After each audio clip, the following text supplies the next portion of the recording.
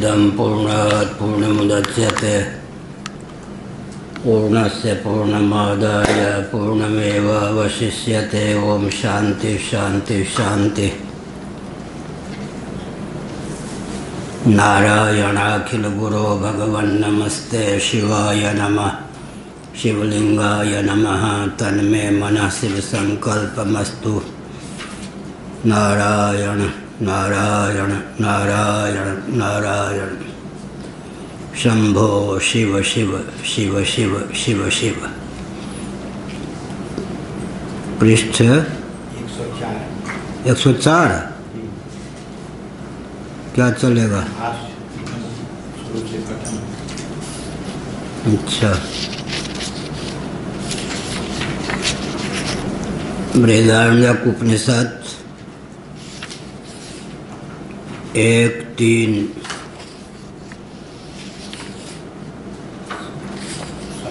7 शंकर भाष्य नारायण। पृष्ठ 104।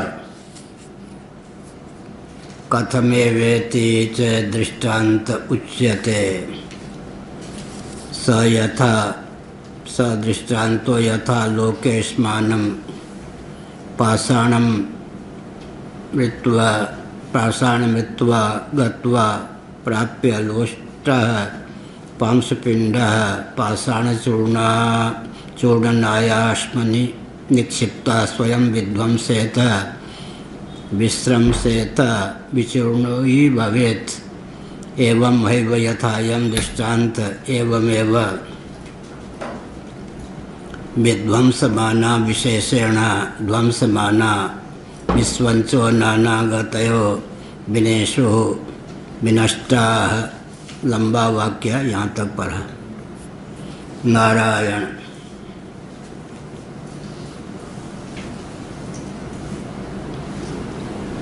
प्राण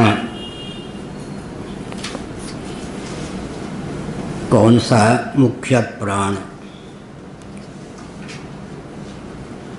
मुख गत जो छिद्र है, अवकाशप्रद आकाश है, तद्गत जो आध्यात्मिक पवन है, उसी का नाम प्राण है।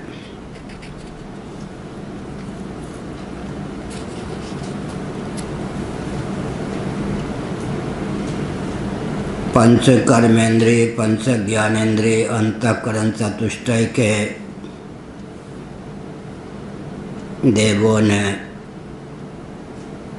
प्राण को कहा, अनुरोध किया कि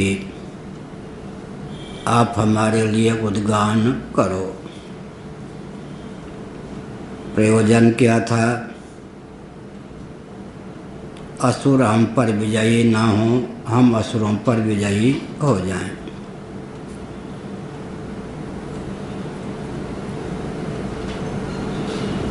असुर घात लगाए थे, जैसे हमने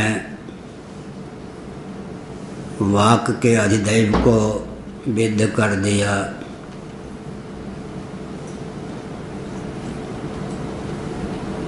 श्रोत्र के अधिदैव को विद्ध कर दिया, घ्राण के अधिदैव को विद्ध कर दिया, मन के अधिदैव को विद्ध कर दिया। अन्य जो कारण, उनके अधिदैव को भी हमने अपने चंगुल में फंसाकर असुर भावापन्न बना दिया।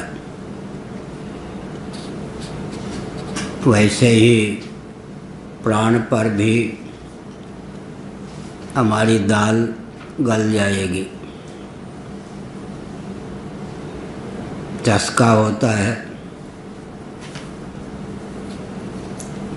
जब व्यक्ति को युद्ध का उन्माद होता है, आक्रमण का उन्माद होता है, किसी से भिड़ने का उन्माद होता है, तब वह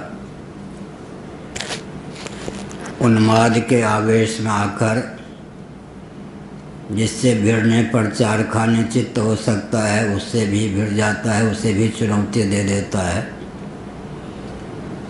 अभ्यासकृत वासना के वशीभूत होकर असुरों ने प्राण पर दावा बोल दिया। उसके अधिदैव पर दावा बोल दिया, आक्रमण कर दिया। उसके बाद उसकी क्या दशा हुई, जैसे कोई मिट्टी का ढेला हो, लोस्ट सुदृढ़ पाषाण से जाकर टकरा जाए तो पाषाण को चकनाचूर करने में समर्थ ना होकर स्वयं ही चकनाचूर होने में, चार खाने चित्त होने में समर्थ होता है। ठीक उसी प्रकार वे असुर प्राण के अधिदैव को तिरस्कृत करने की भावना से, पाप समन्वित करने की भावना से उस पर धावा बोल चुके और स्वयं ही चकनाचूर हो गए। स यथा स दृष्टान्तो यथा लोके अश्मानं पाषाणमित्वा गत्वा, पाषाण को प्राप्य लोष्टः पांशुपिंडः रजधूलि का पिंडीभूत स्वरूप पाषाणचूर्ण नायाश्मनि निक्षिप्तः स्वयं विध्वंसेत, उससे टकराकर स्वयं ही विध्वंस को प्राप्त होता है। विश्रंसेत विचूर्णी भवेत्, चूर्ण चूर्ण हो जाता है। ठीक इसी प्रकार एवं एव यथायम दृष्टान्तः एवमेव, दृष्टांत के अनुरूप ही सर्वथा दार्ष्टान्तिक यहाँ है। विध्वंसमाना विशेषेण ध्वंसमाना विश्वंचो नानागतयो विनेशु विनष्टाः। ये जो असुर थे चकनाचूर हो गए, छिन्न भिन्न हो गए, विविध दिशाओं में मानो बिखर गए। प्राण पवन पर उनकी दाल नहीं गली। यतस्ततस्तस्मात् असुर विनाशात् देवत्व प्रतिबंध भूतेभ्यः स्वाभाविका संगजनित पापमभ्यो वियोगात्। यतस्ततः जब जहाँ तहाँ वो बिखर गए, चकनाचूर हो गए, असुरों का विनाश हो गया, इसलिए देवताओं के जो प्रतिबंधक थे, प्रतिबंध भूत थे असुर, उनका विनाश हो गया। तब क्या हुआ, स्वाभाविक असंगज आसक्ति के कारण पाप से जो विद्ध हो जाते थे उसका वियोग हो गया, पाप का संश्लेष नहीं हुआ। अविद्या काम कर्म के कारण जो स्वभाव से अपने द्वारा निष्पन्न ज्ञान या कर्म में आसक्ति थी, एक व्यष्टि करण को लेकर ही उसके अधिदैव समष्टि तादात्म्यपन्न न होकर व्यष्टि भावान्वित थे, उनका अभिमान टूट गया। अर्थात प्राण ने कोई इस प्रकार का अभिमान किया ही नहीं। प्राण में स्वाभाविक रूप से समष्टि भावापत्ति होती है। अतः असुर ही छिन्न भिन्न हो गए, तो पाप के साथ संयोग न रहने के कारण वियोगात असंसर्ग धर्मी मुख्य प्राणाश्रय बलात्, संसर्ग से विहीन असंसर्ग धर्म से युक्त जो मुख्य प्राण है, उसका आलंबन लेकर, आश्रय लेकर देवता भी बागादयः प्रकृता अभवन, प्रकृत भाव को प्राप्त हो गए। प्रकृत भाव माने उनका जो स्वाभाविक स्वरूप था, व्यष्टिकरण में तादात्म्यापत्ति से विनिर्मुक्त सकल तादृश करण पुंज का उद्भासक जो थे, अपने स्वाभाविक भाव को प्राप्त हुए, यह अभिप्राय है। किम भवन, क्या हुआ असल में?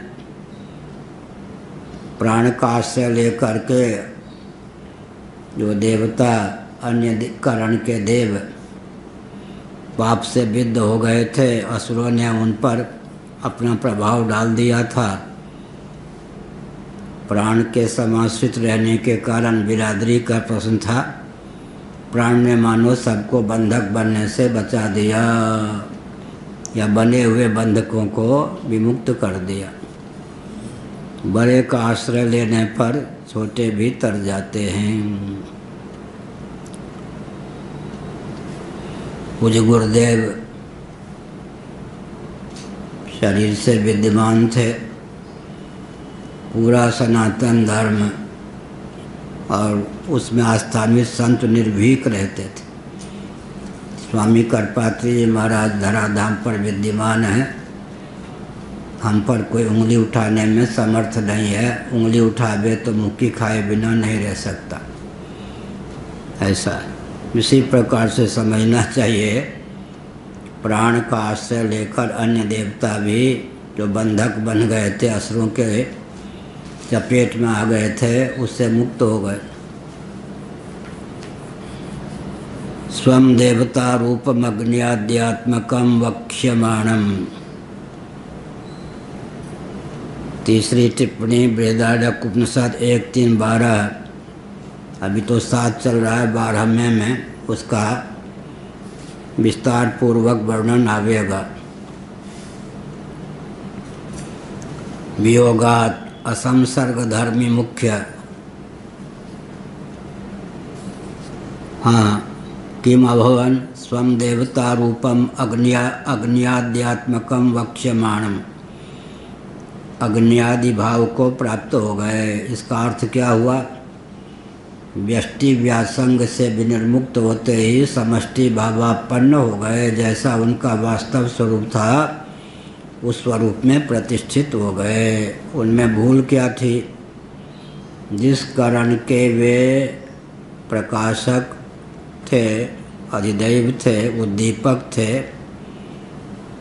जिनका योग पाकर जो करण ज्ञान कर्म में प्रवृत्त होने में समर्थ, उसी में तादात्म्यापत्ति हो गई। तत्र सत्वं निर्मलत्वात् प्रकाशक मनामयम सुख संगेन वधनाति ज्ञान संगेन च नभ। तत्र सत्वं निर्मलत्वात् प्रकाशक मनामयम। सत्वगुण जो है निर्मल है, प्रकाशक है, अतएव निरामय मन निरुपद्रव है। वह आत्मा जो चित स्वरूप है, आनंद स्वरूप है, उसका अभिव्यंजक है। लेकिन मलिन सत्वगुण का यह स्वभाव है कि अभिव्यंजक होने पर भी अभिव्यंग्य को अपने में समासक्त कर देता है। जीव यह भूल जाता है कि मैं स्वयं चिदानंद स्वरूप हूँ। मेरी चित्ता प्रियता का ही अभिव्यंजक यह मलिन सत्वगुण है।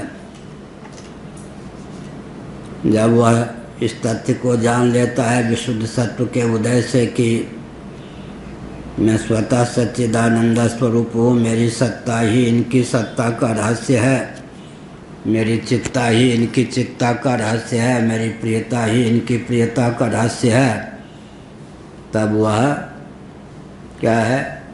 बंधन से मुक्त हो जाता है। मानी मानी बंधन में आयो। वास्तव में तो बंधन था भी नहीं, केवल बोध मात्र से बंधन की निवृत्ति हो गई।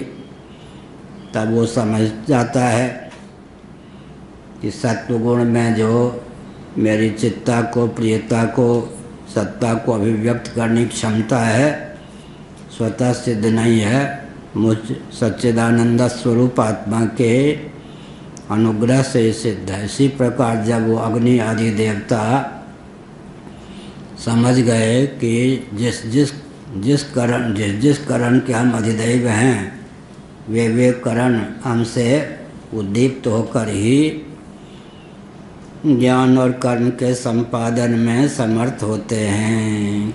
करण के भेद से भी, करण माने व्यष्टि व्यष्टि व्यष्टि, एक ही करण विविध व्यष्टि के भेद से भेद को प्राप्त होता है, लेकिन मैं सकल वाक इंद्रियों का उद्भाषक हूँ, सकल श्रोत्र इंद्रियों का उद्भाषक हूँ। इस तथ्य को जानकर वे प्रकृतिस्थ हो गए। प्रकृता अभवन, प्रकृतिस्थ हो गए माने जैसे कोई रोग से मुक्त होकर प्रकृतिस्थ हो जाता है, स्वाभाविक स्वरूप को प्राप्त होता है। क्रोधादि का आवेश शांत हो जाने पर प्रकृतिस्थ हो जाता है। ऐसे ही भूख की व्याकुलता होने पर, भोजन कर लेने पर व्यक्ति प्रकृतिस्थ हो जाता है। वैसे प्रकृता अभवन, अपने मौलिक स्वरूप को प्राप्त हो गए। यह किम अभवन स्वम देवता रूपम अग्न्याध्यात्मकम वक्ष्यमाणम, पहले जो कहा गया अपने वास्तव रूप को प्राप्त हो गए थे, तो वही केवल व्यष्टि व्यासंग के कारण, व्यष्टि में समाशक्ति के कारण बंधन हुआ, असुरों के चपेट में आ गए, अब असुरों के चपेट से मुक्त हो गए।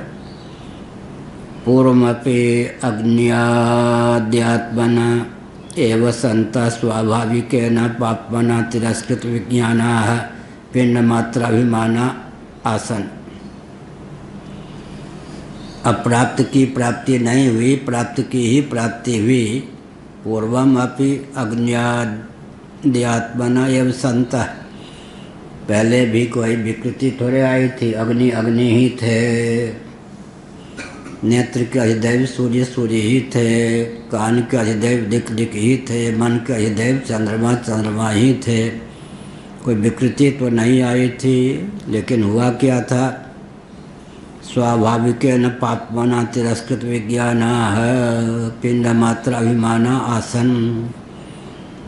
अविद्या काम कर्म के चपेट में आकर व्यष्टिकरण में तादात्म्यापत्ति, उसके कृत्य में तादात्म्यापत्ति के कारण बंध गए। या कृत्य मेरा ही अपूर्व असाधारण स्वभाव है, वो बना रहे, किसी अन्य के पास न जाए, इसका आधिपत्य मुझे ही प्राप्त रहे। और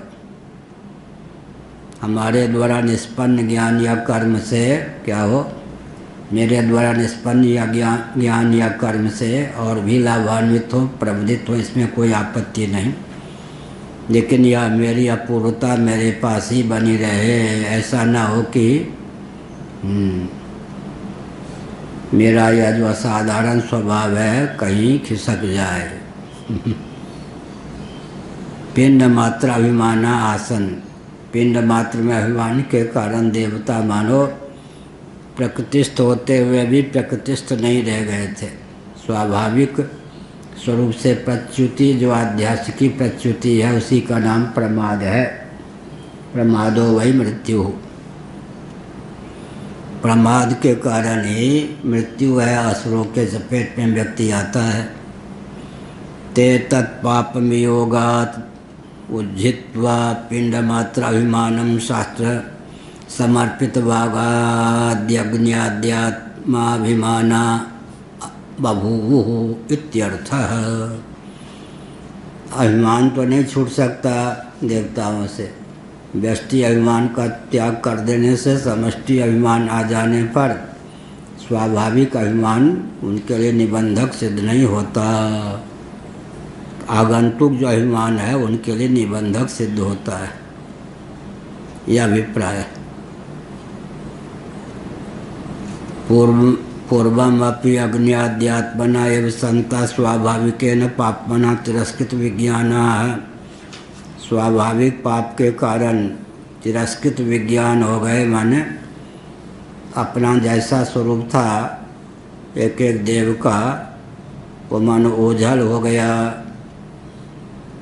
मिथ्या ज्ञान के चपेट में आ गया। कुछ पिंड मात्र अभिमाना आसन, पिंड मात्र में अभिमान से युक्त हो गए। कल मैंने कहा था ना, एक माता जगत जननी भी हो सकती है, लेकिन अपने लाला लाली पोते पोती तक उसका वात्सल्य टपकता है। अगर सब लाला सब लाली में वो वात्सल्य को फैला दे तो जगत जननी से तादात्म्यपत्ति हो गई या नहीं। ऐसे हर व्यक्ति जो गृहस्थ है, पिता अपने बेटे बेटी पोते पोती में रागान्वित रहता है। सब बेटे सब पोते सब पोती सब बेटी हमारे ही जगत पिता हो गया, मान लो तादात्म्यपत्ति भगवान से हो गए। ऐसे ये मेरे चेले, ये मेरी चेली, ये उनके चेले, ये उनकी चेली बंटवारा करने लगा। गुरु गुरु नहीं रह गया, पापी हो गया। इसका मतलब व्यष्टि अभिमान व्यक्ति को खा जाता है, असुर बना देता है। अब कौन कहाँ असुर बन जाए समझ मन ही मन रही है। बहुत गंभीर घाटी है यहाँ जो असुर भावापत्ति का इतना सूक्ष्म चित्रण है कि शायद ही कोई असुर न हो।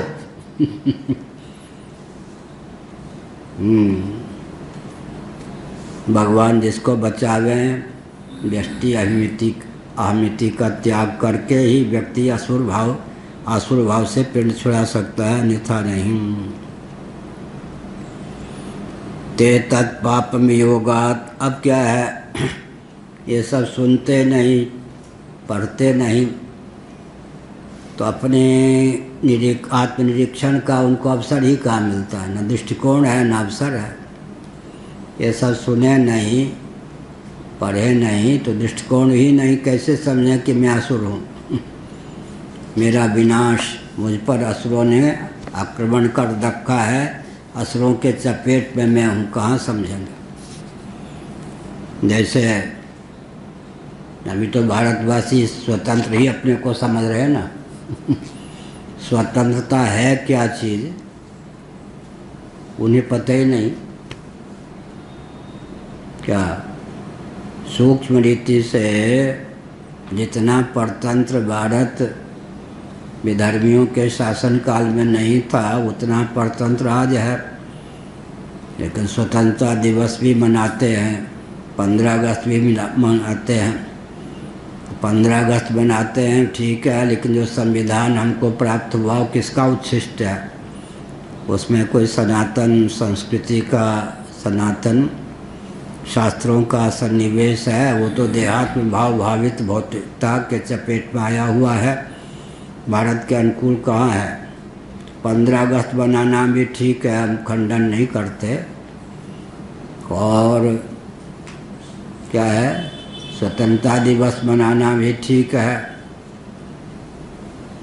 26 जनवरी, और स्वतंत्रता दिवस मनाना भी ठीक है, 15 अगस्त और 26 जनवरी विधान की दृष्टि से।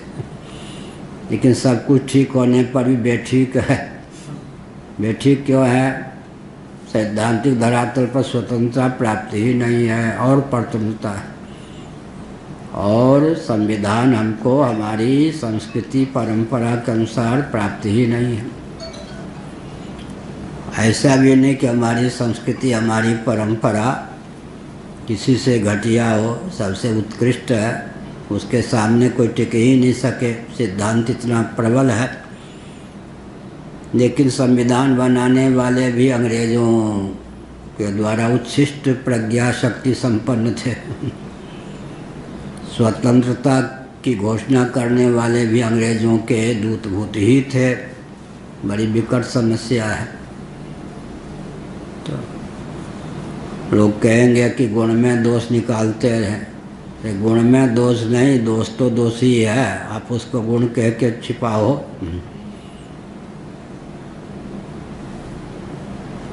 ठीक नहीं, यही कहा।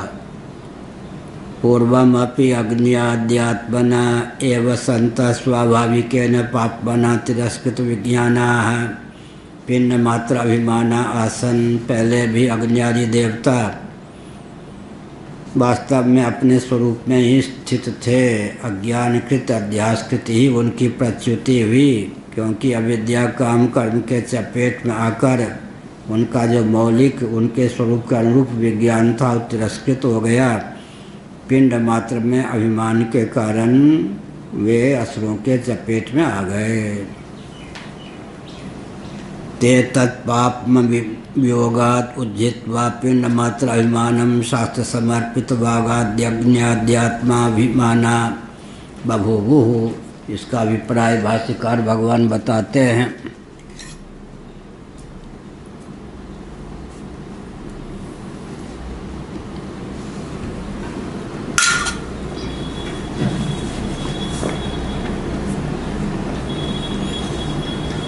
उस पाप के वियोग से व्यष्टि में अहमिति रूप पाप के वियोग से अर्थात उसको त्याग देने पर पिंड मात्र में जो अभिमान था उसको विगलित कर देने पर, फेंक देने पर शास्त्र समर्पित वागादि अग्न्याद्यात्माभिमाना बभूवुः। शास्त्रों में जैसे अग्निर्वाग भूत्वा मुखम प्राविशत, इस प्रकार से शास्त्रों में जैसा उनका स्वरूप बरताया गया तद अनुकूल ही अपने आप को मानने वाले हो गए। क्या अर्थ हुआ? वाक भी मैं ही, मैं अग्नि ही वाक रूप से अभिव्यक्त हूँ। अब देह के अवच्छेद से वाक इंद्रिय में अवच्छेद परिलक्षित होने पर भी सकल वाक प्रपंच के रूप में, करुणग्राम के रूप में मेरी ही अभिव्यक्ति है। तो वक्तव्य भी मैं, वाक भी मैं, और वाक का उद्दीपक अधिदैव भी मैं। तो क्या हो गया? त्रिपुटी से पारंगत हो गए, तेजो मात्र हो गए। एक अग्नि तत्व ही, एक तेज तत्व ही क्या होता है? अधिभूत रूप होकर अध्यात्म, नेत्र होकर दैव, सूर्य होकर अधिभूत, वक्तव्य होकर अध्यात्म, वाक होकर अधिदैव, अग्नि होकर प्रकट है। ऐसे तो यहाँ भी समझना चाहिए, शास्त्र समर्पित बोध का आलम्बन लेकर के असुर भाव से मुक्त हो गए। शास्त्र का जो आलम्बन नहीं लेगा वो असुर ही बना रहेगा। सार क्या निकला? समझ ही मन रही है। अब ये सब दृष्टि में बौरी की लोगन ही की श्याम पुतरिया बदल गई है। जित देखूं तो श्याममयी है। जहाँ देखती हूँ वहाँ श्याम ही श्याम दृष्टिगोचर होते हैं। अंत में क्या कहा सूरदास बाबा ने गोपियों की ओर से? मैं बौरी की लोगन ही की श्याम पुतरिया बदल गई है। मैं बौरी हो गई या लोग ही हैं श्याम पुतरिया। श्याम को सर्वरूपों में देखने की क्षमता उनकी विलुप्त हो गई। मैं बौरी हूँ या ये लोग बौरे हैं? बौरी हैं, बौरे हैं सब। इसका अर्थ क्या हुआ? इसका अर्थ यही हुआ कि एक अग्नि तत्व ही तीन रूपों में उल्लसित है, वक्तव्य के रूप में भी, वाक के रूप में भी, और अग्नि अधिदैव के रूप में भी। वही अधिदैव, वही अध्यात्म और वही अधिभूत। तब तीनों रूपों में जो अपने आप को समझ लेगा वो बंधन में आएगा। पहले मैंने कहा था भगवद गीता के 15वें अध्याय के अनुसार जो भाष्यकार भगवान शंकराचार्य ने लिखा कि जो अन्न और अन्नाद दोनों ही स्वयं को समझ लेता है वह अन्य दोष से लिप्त नहीं होता। अन्न भी मैं ही, अन्नाद माने अन्न का सेवन करने वाला, भोक्ता भी मैं ही। यह ऐसे ही वाक भी मैं ही, वाक का हृदय भी मैं ही। और पारिशेष्य न्याय से वाकेंद्री के द्वारा उच्चरित शब्द भी मैं ही, विषय भी मैं, कारण भी मैं, असुर भी मैं। तीनों की आत्मरूपता का बोध होने पर बंधन क्या रहेगा? गंतव्य, गमन और गंता तीनों के एकत्व का ज्ञान हो जाने पर कर्तृत्व आदि विगलित हो जाए। इसी प्रकार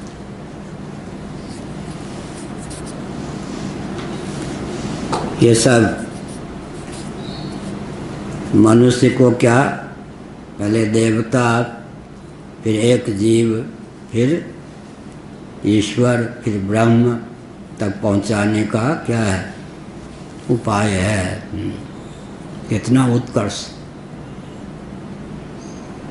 पहले तो अधिदैव, उसके बाद सकल अधिदैव से अतीत, सकल अधिदैवों के रूप में अभिव्यक्त जीव, एक जीव, उसके बाद बिंबभूत ईश्वर, उसके बाद क्या हो गया, साक्षात ब्रह्म तक पहुंचाने का प्रकल्प है उपनिषद में। इससे बढ़कर विद्या क्या होगी? पाश्चात्य जगत के व्यक्तियों ने उपनिषद की भूरि भूरि प्रशंसा की। तो यह हुआ किंचते प्रतिपक्ष भूता असुराः पराभवन इत्यनुवर्तते। उन्होंने क्या किया? प्रतिपक्ष भूत जो असुर, उनको पराजित करने में समर्थ हो गए। प्रतिपक्ष भूत असुरों की दाल उन पे नहीं गली। यह है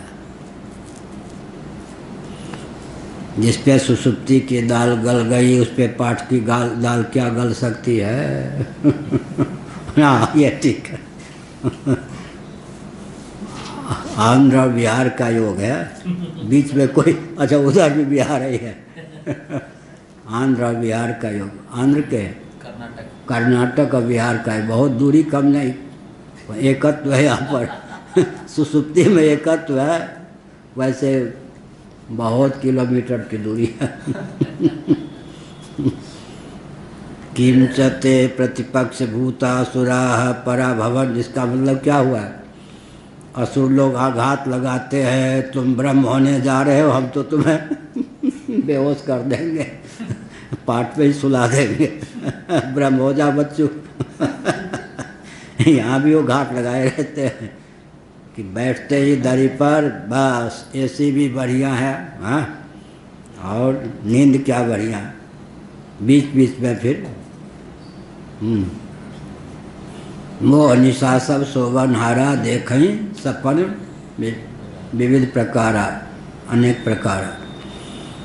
जगना भी फिर सुसुप्ति में ही है, ये हुआ। लेकिन सुनना चाहिए, सुनना चाहिए। शब्द की शक्ति अंदर पहुंच करके कभी न कभी काम करेगी। अभी कर जाए तो बहुत बढ़िया।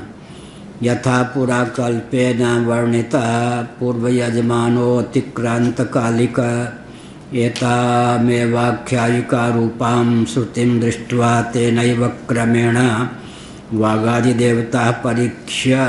बहुत लंबा वाक्य, इतना लंबा वाक्य है, अंतिम हाँ अंतिम पंक्ति तक है।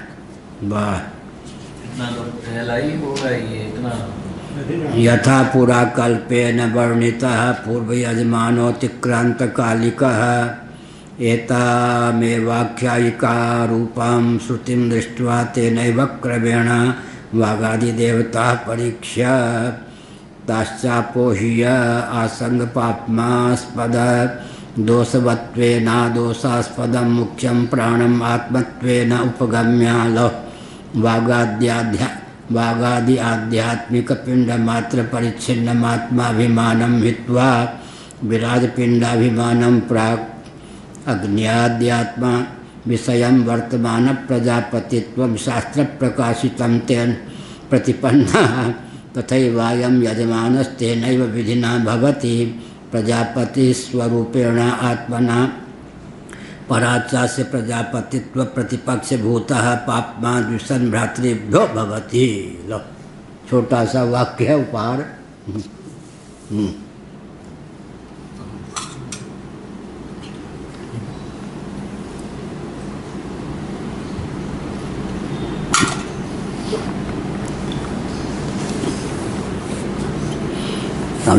क्या है? पुरा यथा पुरा कल्पेन वर्णिता पूर्व यजमानोतिक्रांत कालिका एतामेवाख्यायिका रूपां श्रुतिं दृष्ट्वा तेनैव क्रमेण वागादि देवता परीक्ष्य। अभिप्राय यह है कि इस समय जो प्रजापति विराट या हिरण्यगर्भ के पद पर प्रतिष्ठित हैं,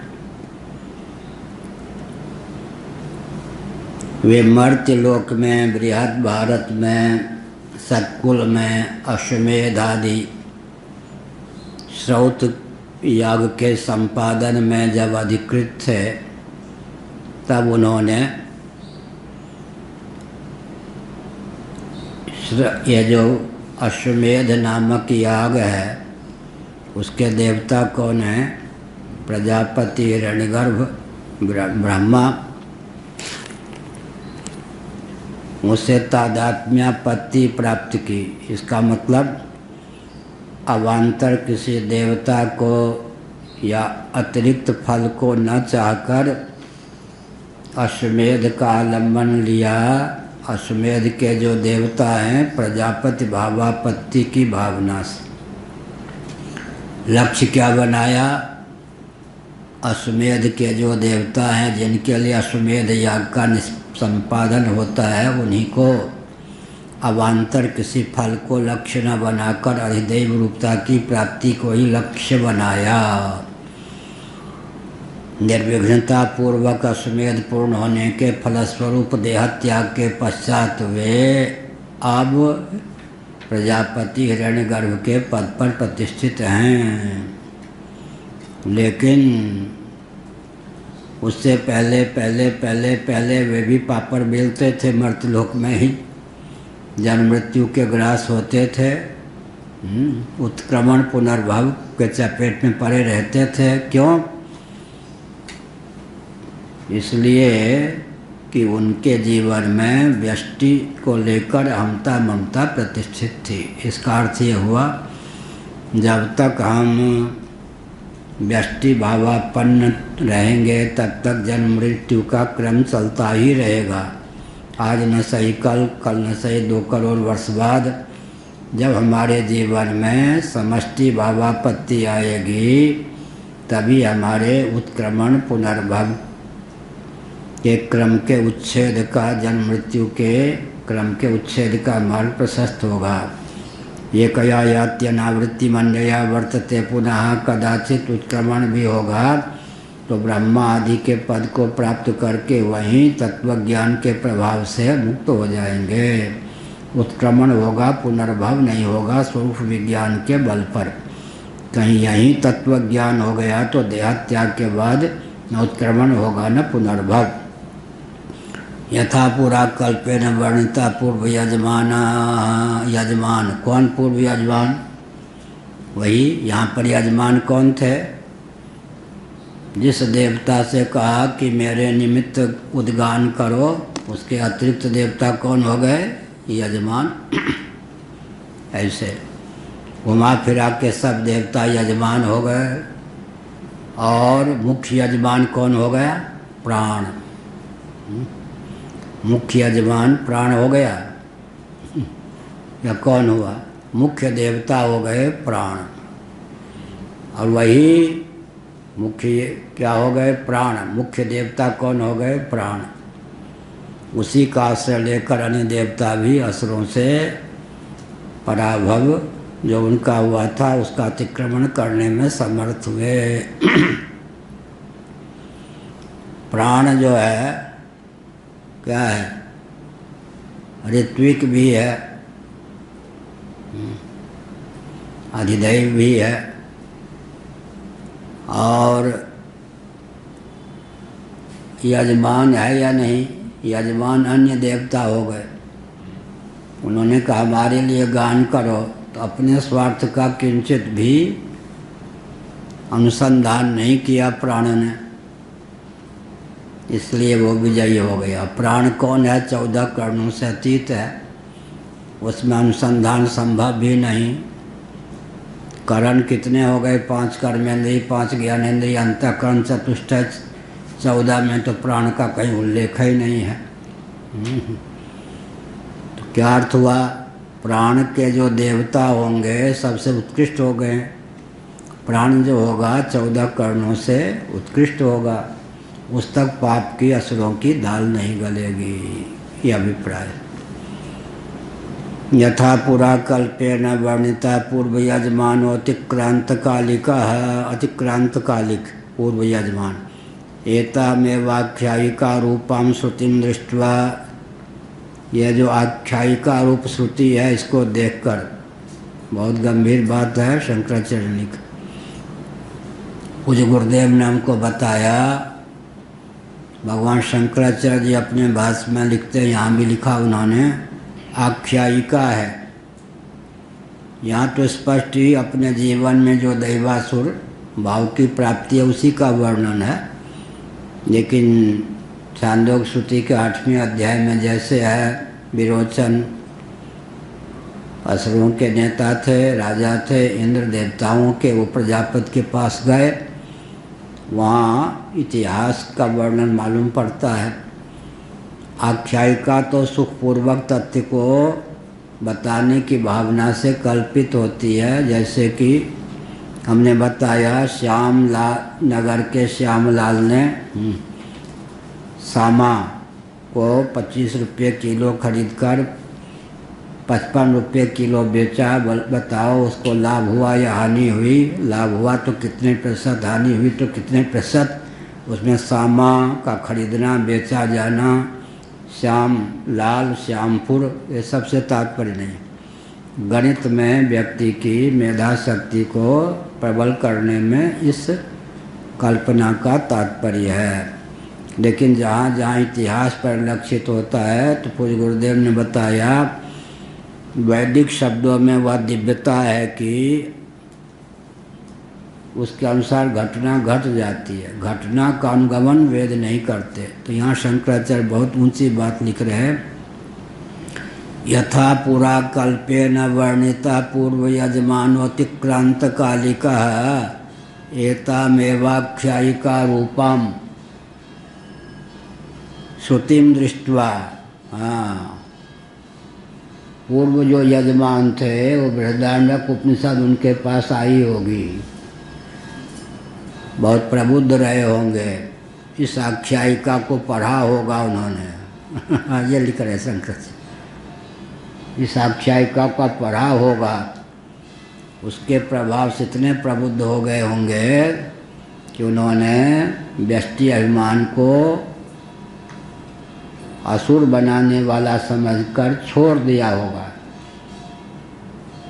उसी के प्रभाव से फिर वे क्या हो गए? अधिदैव भावापन्न हो गए, व्यष्टि अभिमान को छोड़कर। उसी से उनको प्रजापति पद की प्राप्ति हुई, यह अभिप्राय है।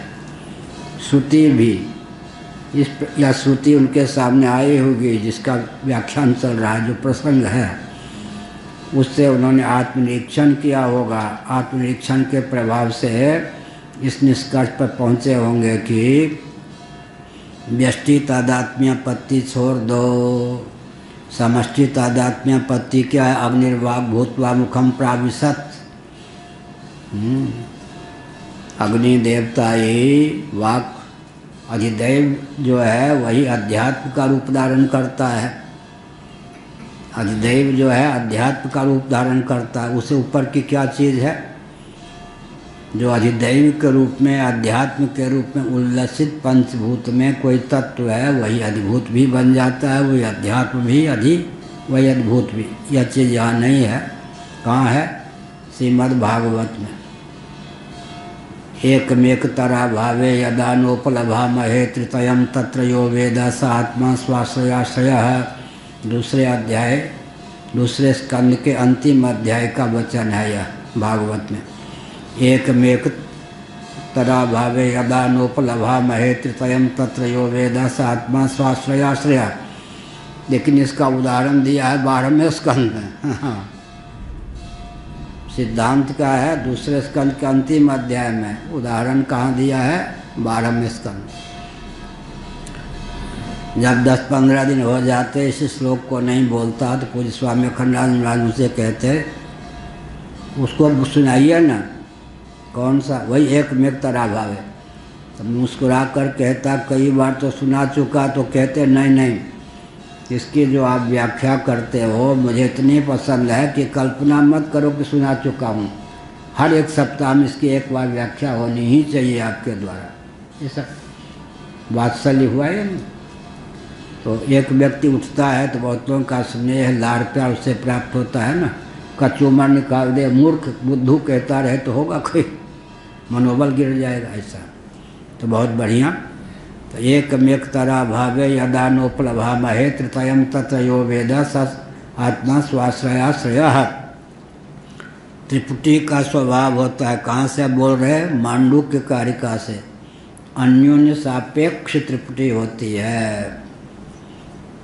एक त्रिपुटी में जो 3 सामग्री होती है एक दूसरे से जुड़ी होती है, गुम्फित होती है। एक का प्रतिषेध कर देने पर शेष 2 की सिद्धि नहीं होती। ज्ञेय का प्रतिषेध कर दें तो ज्ञान और ज्ञाता की सिद्धि नहीं होगी। ज्ञान का प्रतिषेध कर दें तो क्या है? ज्ञेय और ज्ञाता की सिद्धि नहीं होगी। ज्ञाता का प्रतिषेध कर दें तो ज्ञान और ज्ञेय की सिद्धि नहीं होगी। एक मेघ तरा भावे यदा नोपलभा महे तृतयम तत्र यो वेद स आत्मा स्वाश्रयाश्रय। दृष्टांत क्या दिया? वहाँ दीपक है। श्रीमद् भागवत के 12वें स्कंद में हम दीप को क्या करते हैं? दीप को सूर्य के रूप में प्रस्तुत कर रहे अध्याय में। एक ही तेज तत्व है। तेज वो अधिभूत क्या हो गया? अध्यात्म क्या हो गया? अधिदैव क्या हो गया? अधिदैव में सूर्य हो गया, अध्यात्म में नेत्र हो गया, अधिभूत में नीलपीत श्वेतादि रूप हो गया। नीलपीत श्वेतादि रूप के बिना भी तेज है या नहीं? तेज के बिना नीलपीत श्वेतादि रूप नहीं, अन्वय व्यतिरेक। और नेत्रेंद्रिय के बिना भी तेज है या नहीं? तेज के बिना नेत्रेंद्रिय नहीं। और क्या हो गया? सूर्य, नेत्रेंद्रिय का अधिदैव। सूर्य के बिना भी तेज का अस्तित्व है या नहीं? पर तेज के बिना सूर्य का अस्तित्व नहीं। यहाँ जो प्रकरण चल रहा है उसे एक सीढ़ी ऊपर हमने बताया। ये जो त्रिपुटी बनती है अधिभूत अध्यात्म देव को लेकर, पंचभूतों में किसी न किसी भूत को लेकर एक भूत 3 रूपों में उच्छलित होते हैं। ऐसे ही वाक इंद्रिय को लेकर करेंगे। तेज ही सूर्य के रूप में भी है, वाक के रूप में भी। तेज ही चंद्रमा के रूप में भी है। एक ही तेज को लेकर कितनी त्रिपुटी बन गई जाएगी? कौन कौन? मन, मंतव्य, चंद्रमा, और क्या है? वक्तव्य, वाक, अग्नि और द्रष्टव्य, फिर नेत्र और सूर्य। यदादित्यगतम तेजो जगत भासयते खिलम। ऐसे ही एक पृथ्वी है। पृथ्वी को लेकर क्या होगा? गंध, नासिका, अश्विनी कुमार, त्रिपुटी बनेगी। यहाँ अधिदैव का वर्णन चल रहा है। अधिदैव यदि यह समझ ले कि अध्यात्म रूप से भी मैं ही स्फुरित हूँ, इसको एक सीढ़ी ऊपर ले जाए। एक सीढ़ी ऊपर का मतलब क्या? अधिदैव अपने मौलिक स्वरूप को समझकर, जैसे यहाँ पर आया क्या? अग्निर्वाक भूत्वा, अग्नि वाक हो करके मुख में प्रविष्ट हो गए। अब ये कहेंगे तेज ही अग्नि होकर मुख में प्रविष्ट होकर वाक इंद्रिय बन गया। ऐसा एक सीढ़ी ऊपर। यहाँ पर अग्नि कौन है? तेजो भावापन्न अग्नि, ऐसा। और तेजो भावापन्न आदित्य, तेजो भावापन्न सोम, इस ढंग से लंबा अर्थ करेंगे तो तीनों रूपों में एक ही तत्व की उद्भावना हो जाएगी। यहाँ 2 रूपों में एक ही तत्व की उद्भावना हो जाएगी। किस किस रूप में? अग्नि देवता यह समझ लें मैं तो अग्नि हूँ और मैं ही वाक बन गया हूँ, तो वक्तव्य तो वाक्य से पृथक नहीं। किस प्रकार से क्या है, वक्तव्य के रूप में, वाक के रूप में, अधिदैव के रूप में मैं ही हूँ। तब क्या होगा, व्यष्टि अभिमान नहीं। वो कहा कि कभी न कभी वो यजमान ने बृहदारण्यक उपनिषद पर ध्यान केंद्रित किया होगा इस प्रकरण पर, जिसके प्रभाव से उसने व्यष्टि अहमिति को छोड़ दिया। उसी के फलस्वरूप उसने जो अश्वमेध का आलम्बन लिया, उसके प्रभाव से आज वह प्रजापति हिरण्यगर्भ के पद पर प्रतिष्ठित है। लंबा अर्थ हुआ है ना। एतामेवाख्यायिका रूपाम श्रुतिम दृष्ट्वा, बहुत ऊंची बात है। श्रुति उस समय भी थी या नहीं, श्रुति तो है, अपौर से या अनादि है। श्रुतिम दृष्ट्वा, इसका अर्थ क्या है, वेदादि शास्त्र का अध्ययन अनुशीलन अपनी सीमा में करें। पुराण में जो अधिकृत हैं और जो श्रवण में तो अधिकृत हैं, पुराण आदि में भी उसी तथ्य को उद्भाषित किया गया है। सुनते रहें महापुरुषों के मुखारबिंद से। बहुत ऊंची बात हुई ना। क्या हमको लोग कहते थे आप जो बोलते हैं सिर से ऊपर चला जाता है, हम सुनते रहते थे, हमने अपना हाथ छोड़ा नहीं। आज उसका लाभ क्या हुआ, आज उसका लाभ हुआ कि युवक जो हैं वो भाषा को पकड़ने लग गए। 17 साल से लेकर 35 साल तक के युवक देश विदेश के भाषा को पकड़ने लग गए, भाव को पकड़ने लग गए। उनका स्तर बहुत ऊंचा हो गया।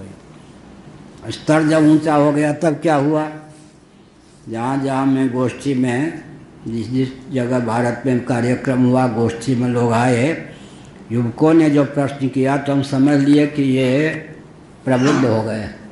पूरे विश्व में युवक प्रबुद्ध हुए या नहीं। हम भी अगर वही नाचने गाने वाली बात करते तो। 2 घटना है मेरे जीवन के बहुत महत्वपूर्ण। धनौरा मंडी मुरादाबाद जिला में है। तो ये बुलंदशहर में मैं था,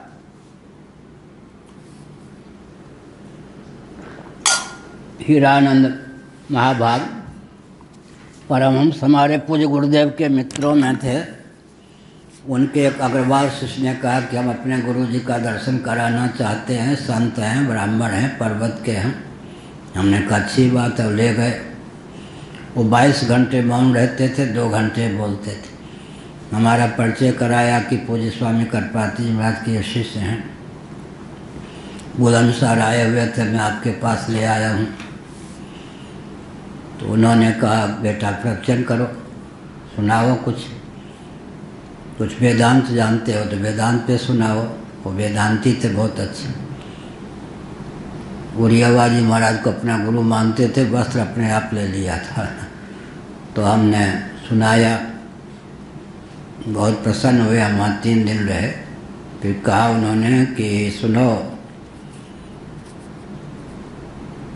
तुम दाई माई के चपेट में आकर, चेले चपाटी के चपेट में आकर अपने स्तर को मत खोलना।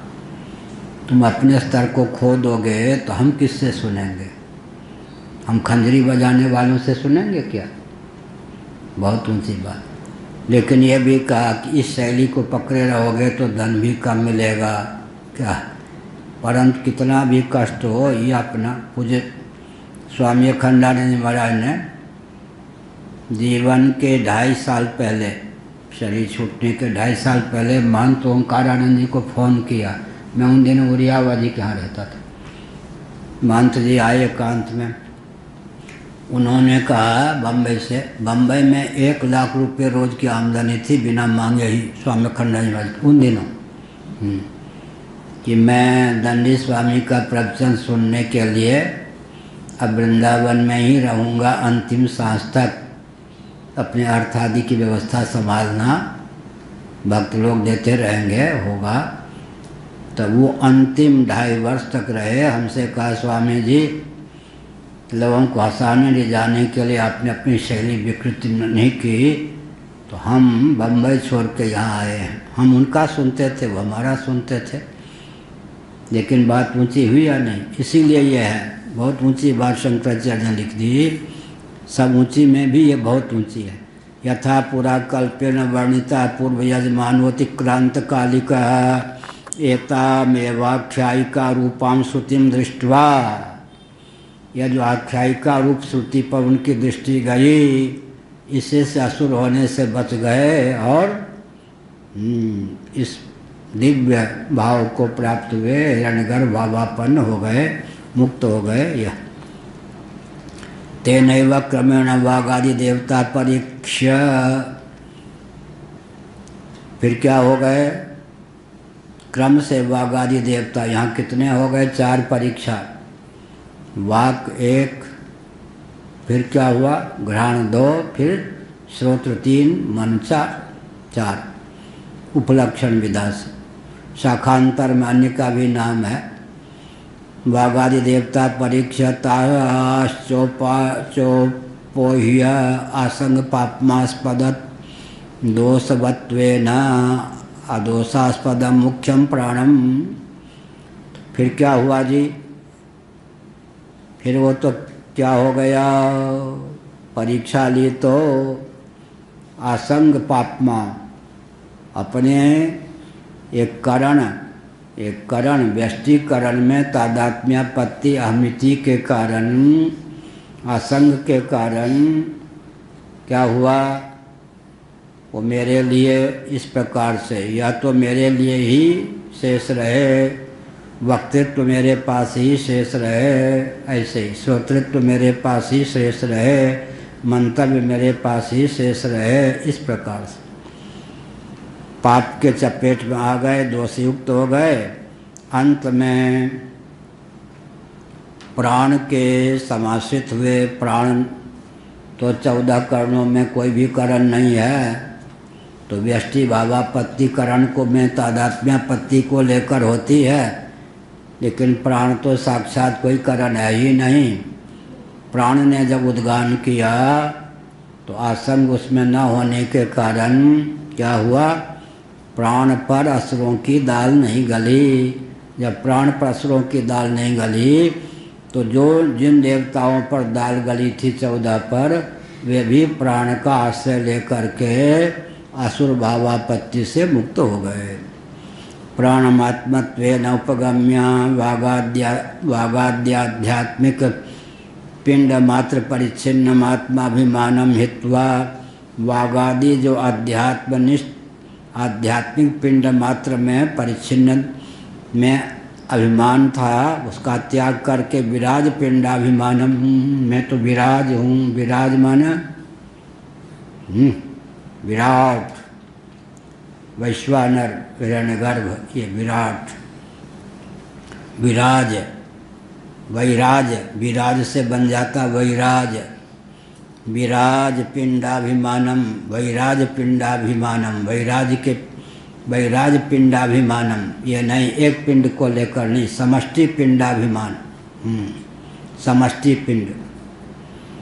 वागाद्यज्ञाध्यात्म विषयम, अब वागादि क्या हो गए? फिर जो जहाँ से आया वो वहीं मिल गया।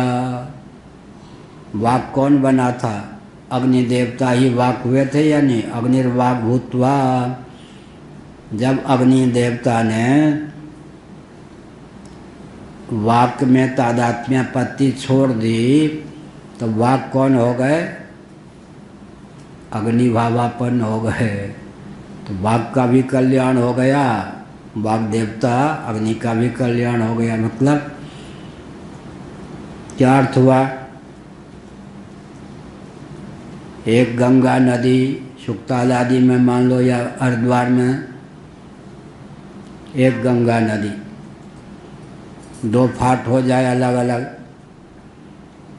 गर्मी के दिनों में 2 धारा अलग अलग दिखाई पड़े सुक्ताल में, दोनों की दूरी 4 किलोमीटर, वर्षा ऋतु में फिर एक हो जाए, ऐसे ही अग्नि देवता ही वाक हो गए। ऐसे हर करण देवता के लेंगे। अग्नि देवता जब वाक हो गए तब क्या हुआ?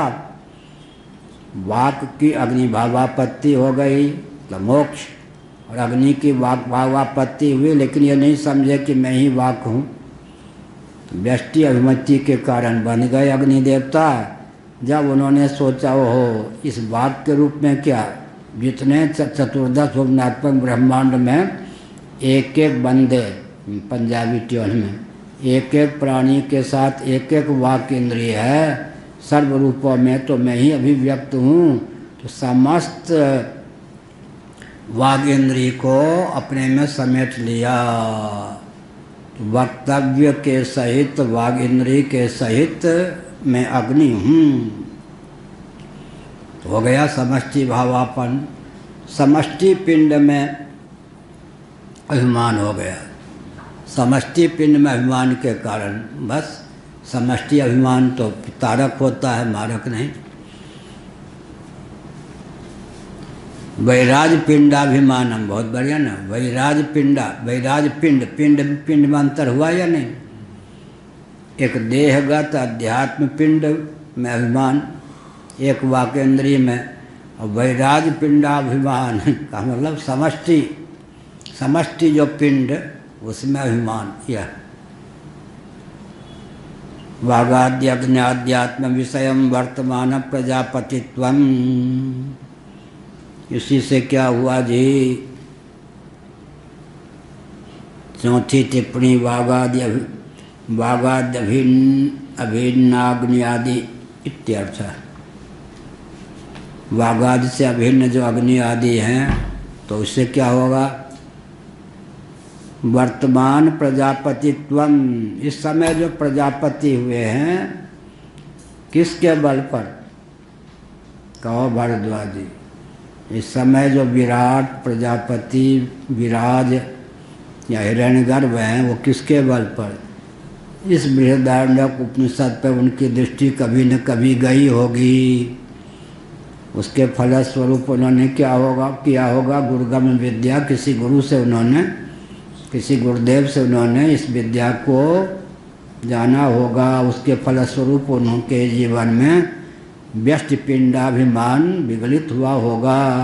समष्टि पिंडाभिमान में तादात्म्यापत्ति के फलस्वरूप देहत्याग के बाद कौन हो गए वो, आज हिरण्यगर्भ या विराट या वैश्वानर के पद पर प्रतिष्ठित हैं वो। ये भूतपूर्व कौन हुए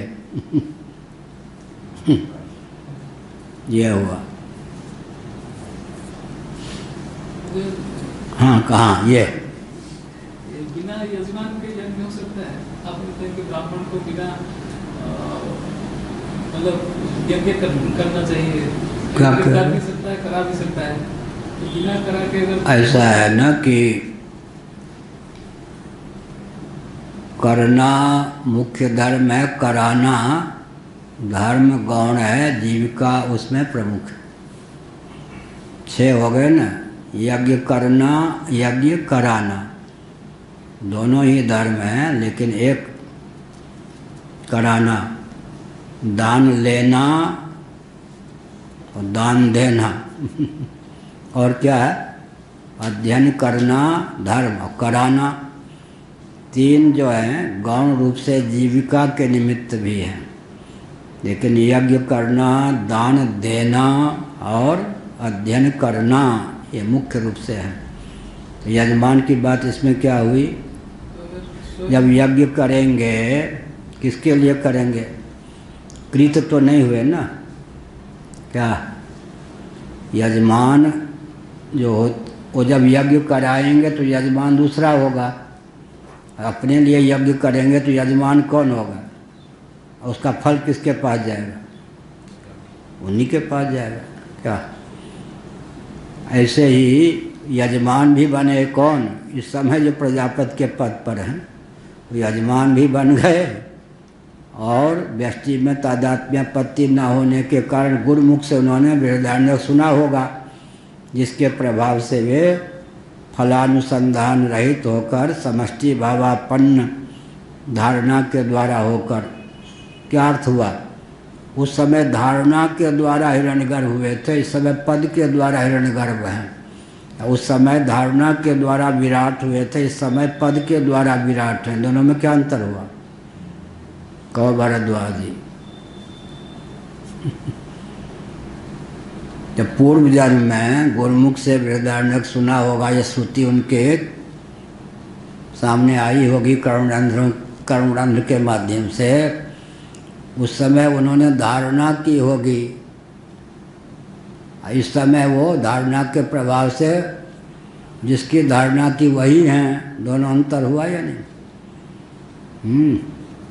अब सुरेश जी ये कहें, वो धारणा करें, शिवाजी वाला चित्र है इनका, या मैं मोदी जी हूँ, तो धारणा हुई या नहीं? कभी प्रधानमंत्री हो जाए तब धारणा फलीभूत, अंतर हुआ न। उस समय भाव राज्य में ज्ञान का स्तर इतना था, पिंडाभिमान छोड़कर क्या किया, विराट भाव से भावित हो गए। इस समय वो फिर यजमान बन के जो काम करना था वो किया चिंतन पूर्वक। आज इस समय वो स्वयं विराट के पद पर ही हैं, दोनों में अंतर हुआ या नहीं? लेकिन मूलधन क्या है? विराट भावापत्ति, उसी के फलस्वरूप विराट पद की प्राप्ति, यह हुआ।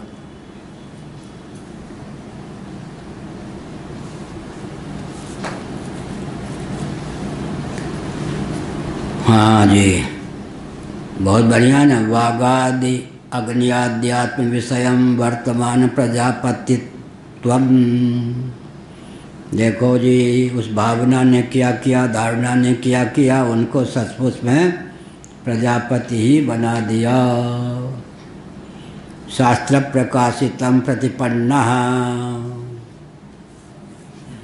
शास्त्र के द्वारा प्रतिपादित कहे प्रतिपन्न हो गए।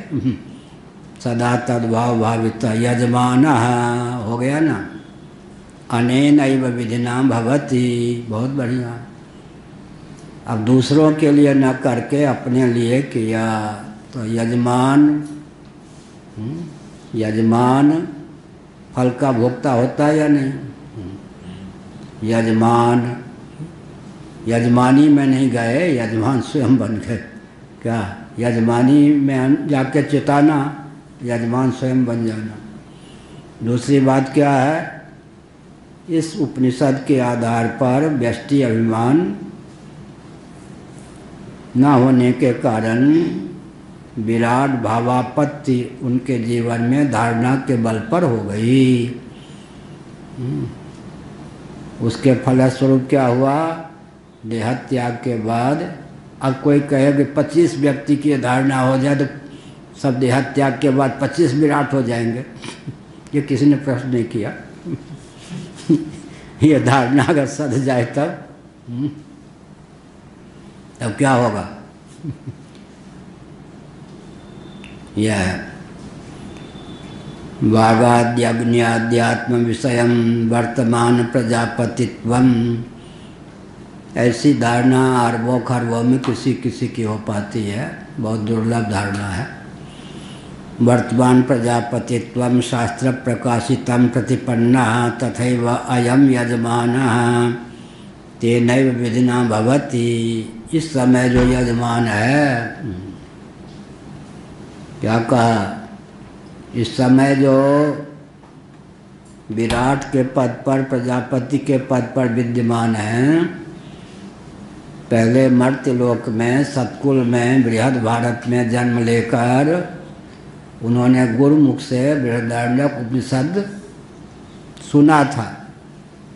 उसके प्रभाव से उन्होंने क्या किया, अपने को यजमान बनाकर फिर क्या किया, विराट भाव की भावना की व्यष्टि तादात्म्यपत्ति को छोड़कर उस भावना की प्रगल्भता के फलस्वरूप देहत्याग के बाद वे आज विराट के पद पर विद्यमान हैं। पहले भाव राज्य में विराट थे, अब विराट के पद पर ही विद्यमान हैं। कितना बढ़िया ज्ञान है। यजमानस्ते नैव विधिना भवति, आज भी कोई यजमान होगा तो फिर क्या होगा? तब योग वासिष्ठ को याद कीजिए। एक दिन मैंने कहा था, बहुत बढ़िया ग्रंथ है योग वासिष्ठ, क्या कहना। लेकिन वो योग वासिष्ठ पढ़ के भटक भी सकता है व्यक्ति, सिद्धि का रोग लग जाए तो। तो योग वासिष्ठ आदि का दृष्टिकोण भी सिद्ध गुरु से प्राप्त हो, नहीं तो फिर यह प्राप्त करो, यह प्राप्त करो, यह प्राप्त करो। तत्वज्ञान और धारणा, ध्यान, समाधि तीनों एक बिंदु पर इकट्ठे हो जाए तो उसका नाम क्या है? संयम। विभूति का रहस्य क्या है? धारणा, ध्यान, समाधि, सविकल्प तीनों एक बिंदु पर इकट्ठे हो जाए तो उसी का नाम है संयम। संयम माने धारणा, ध्यान, समाधि तीनों के एक बिंदु पर समवेत हो जाना। उसी से क्या होता है? जिसमें संयम करते हैं, जिस भावना से उस वस्तु या व्यक्ति में जो दिव्यता होती है वो भावना करने वालों को प्राप्त हो जाती है। यही सिद्धि का रहस्य। जो जी हमने योग दर्शन का विभूतिपाद का सारांश बताया, क्या हुआ?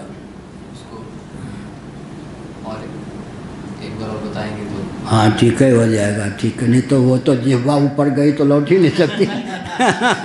क्या पता टंगी रह जाए, अंगद का पार में जाओ। ठीक है।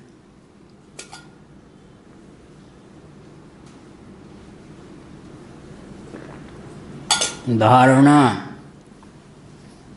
पहले प्रत्याहार से शुरू करें।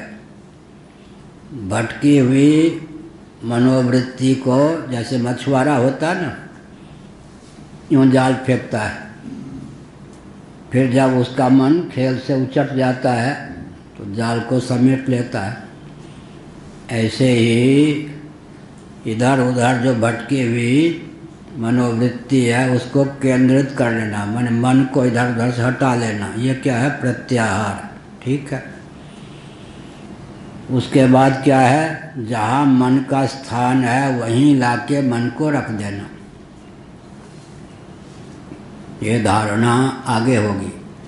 भटकते हुए मन को अनात्म वस्तुओं से जहाँ जहाँ मन भटक रहा है उसको व्यवस्थित करके अपने स्थान पर, मन का जो स्थान है हृदय, वहाँ ला के रख देना।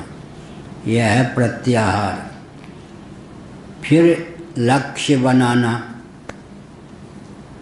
उसके उन्मुख कर देना। क्या? पूर्व दिशा की ओर किसी को चलना है तो पश्चिम दिशा की जो चल रहा था उससे विमुख होकर हो गया ना, अब पूर्व विमुख हो गया, खड़ा हो गया अपने स्थान पर। अब क्या है? पूर्व दिशा के उसने मुख कर दिया। मुख कर दिया, ये क्या हो गया? प्रत्याहार के बाद धारणा का हो। फिर उसके बाद पूर्व दिशा की ओर चलना प्रारंभ किया। ठीक इसी प्रकार से मन को भटकने से बचा करके जो लक्ष्य निर्धारित किया, ध्येय, उसके उन्मुख कर दिया, तब धारणा। उन्मुख करने में बिल्कुल तन्मयता आ जाए तो उसी का नाम है ध्यान। और ध्यान ऐसा गंभीर हो जाए कि ध्याता के नियंत्रण की आवश्यकता ही न रह जाए, ध्याता का अतिक्रमण करके ध्येयाकार हो जाए वृत्ति, तो उसी का नाम है समाधि। अब सविकल्प समाधि में विभूतियाँ प्रकट होती हैं। सविकल्प में तो क्या हुआ? धारणा, ध्यान, समाधि एक विषय को लेकर एक केंद्र बिंदु पर तीनों समवेत हो जाएं, उसी का नाम है योग दर्शन में संयम। संयम से क्या होता है? जिस वस्तु या जिस व्यक्ति में हमने जिस गुण को लक्ष्य बनाया, जिस दिव्यता को लक्ष्य बनाया कि यह हमको चाहिए, यह जो जीव है, जिस वस्तु या जिस व्यक्ति में जो दिव्य गुण उसको आकृष्ट करे, उसको लक्ष्य बनाया, संयम के बल पर क्या होगा? वो उस दिव्य गुण को कर्षित कर लेगा, उसके जीवन में वो गुण प्रतिष्ठित हो जाएगा। इसी का नाम है विभूतिपाद में सिद्धि। सिद्धि धारणा, ध्यान, समाधि, सविकल्प समाधि एक केंद्र बिंदु पर इकट्ठे हो जाएं, तब क्या है? विभूति। जैसे यहाँ कंठगत है ना, ये छिद्र, यहाँ पर मन को जा कर के सन्निविष्ट कर दें तो भूख प्यास पर नियंत्रण हो जाएगा। ऐसे अपने शरीर में जो है एक से एक दिव्य शक्तियाँ भरपूर हैं, लेकिन जो बाहरी व्यक्ति हैं वो उनसे लाभ नहीं उठा पाते। तो विभूतिपाद का अर्थ यह है भूख और प्यास दोनों पर संयम। ऐसे ही और दिव्य रस की प्राप्ति वो खेचरी मुद्रा से ब्रह्मरंध्र में मन ले गए। हमारे ही जीवन में सातों भूर भुवा स्वा महाजना तपस सत्यम सातों लोक हमारे जीवन में हैं, लेकिन इसका शास्त्र के अनुसार ज्ञान होने पर उस लोक की दिव्यता को अपने जीवन में, उस लोक के अधिदैव को अपने जीवन में ढालने के लिए व्यक्ति दरिद्र ही बना रहता है, प्रयास नहीं करता। नहीं तो क्या नहीं हो सकता, हो गया। पहले क्या किया, यजमान ने बृहदारण्यक उपनिषद की गाथा गुरु के मुख से सुनी होगी। उसने क्या किया, व्यष्टि अहं को छोड़ दिया, विराट भावापन्न हो गया भाव राज्य में। उस भावना की परिपुष्टि के फलस्वरूप क्या हुआ, देहत्याग के बाद विराट बन गया। अब मैंने पूर्व पक्ष क्या उठाया था, मान लो 25 व्यक्ति को जीवन काल में विराट भावापत्ति हो गई। अब देह त्याग के बाद फिर नंबर आएगा, इस सर्ग में इनको ब्रह्मा बनाया जाए, उस सर्ग में उसको नंबर आ सकता है। उसमें भी जिसकी भावना घनीभूत होगी वो सतपुरुष में विराट हिरण्यगर्भ पद को प्राप्त होगा। बाकी लोग क्या करेंगे मालूम है, 10 भाई जा रहे थे, 10 भाई के मन में हुआ कि भाई हम लोग ब्रह्मा बन जाए, ठीक है। तो सबने दूरी तय कर ली। मान लो आजकल की भाषा में 5 मीटर लंबे 5 मीटर चौड़े पर्वत, उसमें भावना की तो 14 भुवन की रचना कर दी उन्होंने, वहाँ के ब्रह्मा हो गए। एक सिद्ध जा रहे थे, सिद्ध ने दिव्य दृष्टि से देखा, रे ये तो बस इस कमरा को मान लो, ये जो कक्ष है ना, यहाँ तो 10 ब्रह्मा हैं। एक ब्रह्मांड के एक कक्ष का क्षेत्रफल जितना होगा वहाँ 10 ब्रह्मा हैं। 10 उनके लिए 14 भुवन, एक एक ब्रह्मा के लिए 14 भुवन। हाँ, चूड़ाला रानी शिखित ध्वज का क्या है इतिहास, कहाँ पर, योग वासिष्ठ में। बहुत लंबी कथा है। पत्नी जीवन मुक्त हो गई, पति जीवन मुक्त नहीं हुए राजा, लेकिन अंत में पत्नी ने प्रयास करके राजा को भी मुक्त कर दिया। कैसे कर दिया, पति जो है पत्नी को विघ्न समझकर सोए हुए छोड़ के भाग गए वैराग्य के कारण। फिर देखा पत्नी ने कि अच्छा अभी ये भगे हैं, दिव्य दृष्टि से देखा, हमको इन्होंने विघ्न समझा, लेकिन वो पत्नी जीवन मुक्त थी। उसने क्या किया, अगस्त जी का मान लो गुरु का रूप धारण करके, पुरुष रूप धारण करके समय समय पर अपने पति को उपदेश देते देते जीवन मुक्त बना डाला।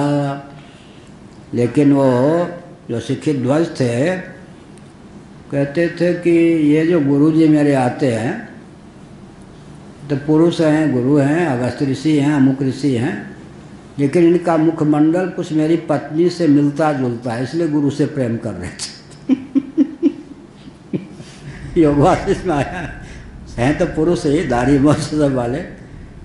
अंत में जब जीवन मुक्त बना दिया चुड़ाला ने, किसको, अपने पति को, गुरु बन के भी योग बल से, तब कहा बुरा न मानिए, मैं ही आपके गुरु होकर आती थी, अब क्या करें, बेटे को राजपाट दे चुके, बहुत दिन हो गए, अब हमको, हमारी आपकी आयु तो बहुत शेष है, तो क्या करना चाहिए, खेल खेलें, तो आप इंद्र बन जाए, मैं इंद्राणी बन जाऊं। बस संकल्प से वो इंद्र बन गए। वो सारे वही जो इंद्रलोक में है, वहाँ इंद्राणी बन करके आयु को अपना बिताया, बाद में सब विदेह मुक्त हो गए। ठीक, ये बढ़िया लगा होगा भृगु जी को। वो बढ़िया खाने पीने जैसी चीज होती है, अगर तो खाने खा लेते हो उसको। हाँ, ऐसे बढ़िया। क्या हुआ जी, शास्त्र प्रकाशितं प्रतिपन्नस्तथैवायं यजमानस्तेनैव विधिना भवति प्रजापतिस्वरूपेण आत्मना पराचास्य प्रजापतित्व प्रतिपक्ष भूत पाप्मा दूषण भ्रातृभ्यो भवति। ये कहा, क्या कहा? इस प्रकार से जैसे इस समय जो कभी न कभी यजमान थे, मर्त्यलोक में थे, गुरुमुख से जिनके कान में यह श्रुति पहुँची होगी, इसके बल पर जिन्होंने क्या होगा, व्यष्टि अभिमान का त्याग करके समष्टि भावापन्न हुए होंगे, वे देह त्याग करके आज प्रजापति विराट के पद पर प्रतिष्ठित हैं। इसी प्रकार अन्य भी कोई अगर इस मार्ग पर चलता है तो अब यह तो हो गया द्विषयं भ्रातृभ्यो भवति। अब इसका क्या है? ये तो ठीक है, जैसे ये पाप टकरा करके, पशु टकरा करके पराजित हो गए, वैसे ही अगर सौताला भाई उससे टकरावे तो चकनाचूर हो जाता है। भ्रातृ बने सौतेला भाई। आगे शंकराचार्य लिखेंगे, भरत जैसे सौतेला भाई कोई कोई होता है जो अपने भाई से द्वेष न करे। सौत से द्वेष न करने वाली देवी और सौतेले भाई से द्वेष न करने वाला भाई, बड़ा कठिन। क्या साउथ से द्वेष ना, ये जरूर लिखेंगे, लिखो, ये मतलब की चीज़ है, न लिखने में क्या आपत्ति।